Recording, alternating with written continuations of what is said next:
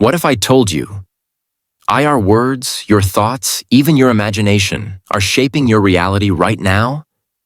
In 1925, a woman named Florence Scovel Shinn decoded life into a game, and she handed us the rules.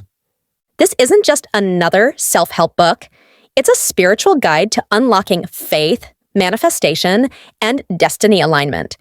So if you're tired of just surviving and want to start playing and winning this game of life, then sit back, because we're diving into one of the most powerful spiritual books ever written. Welcome to The Game of Life and How to Play It. Chapter 1. The Game. Life's Spiritual Rules. The book kicks off with a bold idea. Life is a game, and you're a player in a cosmic adventure. Florence says it's not random chaos. Life operates on spiritual laws, like gravity for your soul. The biggest law? Your thoughts and beliefs shape your reality. She writes, most people consider life a battle, but it is not a battle. It is a game. Think of it like a video game. If you keep thinking, I'm stuck, I'll never win, you're programming the game to keep you trapped. But if you believe, I'm destined for greatness, you're setting the stage for epic wins. Florence calls this the Law of Expectancy. You get what you expect. She shares a story about a woman who kept saying, I'm always sick. Guess what? She stayed sick. Florence taught her to affirm, I am whole, perfect, and strong. Within weeks, her health improved dramatically. Your thoughts are like moves on the game board. Choose them wisely. According to her, the game is spiritual, not physical. It's a game of faith over fear, power of words and mental images. And the stakes? Your health, wealth, relationships, and purpose. What you speak, you create. What you expect, you attract. What you fear, you manifest. Chapter 2. The Law of Prosperity. Abundance is your birthright. Next, Florence dives into prosperity, and this chapter is pure gold. She says, man's supply is inexhaustible and unfailing when fully trusted. Translation: the universe is like an infinite ATM, but you need the right PIN. Faith and positive expectation. Florence believed lack comes from fear and doubt, not from actual scarcity. She tells a story about a woman desperate for money to pay her rent. Florence advised her to act as if she already had it. Buy a small item to show faith. The woman did, and soon after, an unexpected check arrived, covering her rent and more. This is about aligning with abundance. Instead of saying, I can't afford that, try, the universe always provides for me. Florence emphasizes visualization. Picture your desire vividly, like you're already living it. Want a new car? Imagine driving it. Feel the steering wheel, smell the leather. Action tip: visualize one goal for 5 minutes daily as if it's already yours. Pair it with an affirmation like, I'm so grateful for my abundant life. Watch opportunities start to flow. Chapter 3. The Power of the Word. Your Magic Wand. This chapter is where things get magical. Florence says, man's word is his wand, filled with magic and power. Your words don't just describe reality, they create it. Speak negativity, and you build walls. Speak possibility, and you open doors. One of her best stories is about a woman jobless and discouraged, saying, no one will hire me. Florence told her to affirm, I have a wonderful job, in a wonderful way. I give wonderful service for wonderful pay. The woman laughed, but tried it. Days later, she got a call for a perfect job she hadn't even applied for. Her words shifted the game.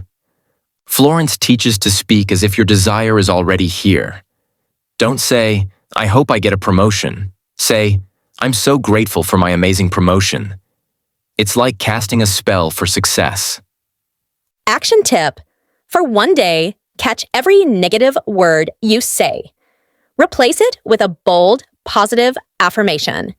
Instead of, I'm so tired. Try, I'm bursting with energy. You're waving your magic wand. Chapter 4. The Law of Non-Resistance. Stop fighting, start flowing. Here's where Florence flips the script. Stop resisting life's challenges. She writes, "Resist not evil. Bless it, and it will bless you." Fighting problems gives them power, like wrestling a shadow. It only grows. Instead, bless the situation and trust the universe to sort it out. She shares a story about a woman facing eviction from a harsh landlord. Panicking wasn't working, so Florence told her to bless the landlord and affirm, "Divine order is established in my life." The woman did, and the landlord not only backed off but apologized. Non-resistance shifted the energy. This doesn't mean being a doormat. It means refusing to let problems steal your peace. Got a tough boss? Bless them silently. I wish you peace and success. You're not changing them. You're freeing yourself. Action tip, next time you're stressed, pause, take a deep breath, and say, I release resistance and trust the flow. Feel the tension melt? That's you leveling up. Chapter 5. The Law of Karma and Forgiveness. Clear your path. Florence gets deep here. The law of karma means what you send out comes back, often amplified. She says, man receives only that which he gives. Love, kindness, and generosity? You'll get them back. Resentment or anger? Those come back too. The antidote? Forgiveness. Holding grudges is like carrying a backpack full of rocks. It blocks your blessings. Florence tells a story about a man who couldn't sell his house. He was bitter about a former business partner, blaming him for his financial woes. Florence advised him to forgive and bless the partner. He did, and his house sold almost instantly. Forgiveness didn't fix the partner, it freed the man. Forgiveness is about you, not them. It clears the negative energy tying you to the past. Action tip. Think of someone you're holding a grudge against. Silently say, I forgive you and I'm free. Repeat it until you feel lighter.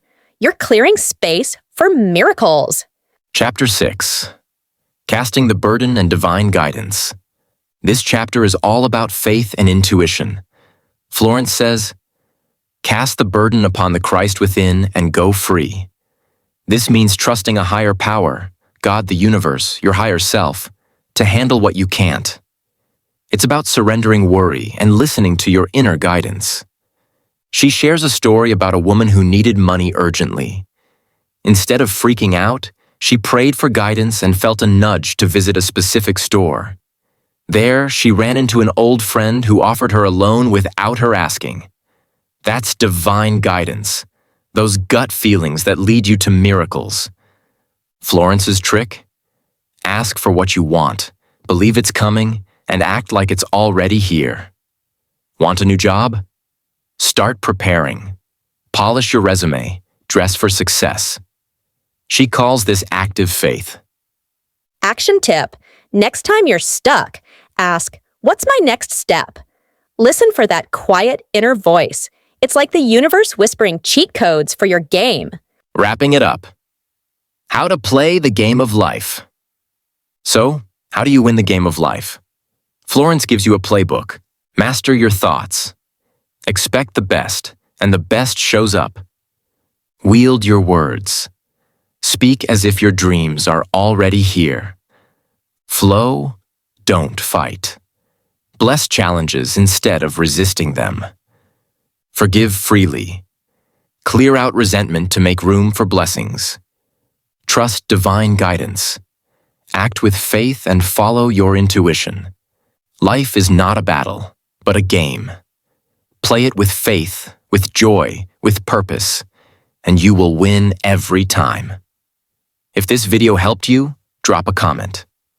I choose faith over fear. Subscribe for more books that shift your mind and your life.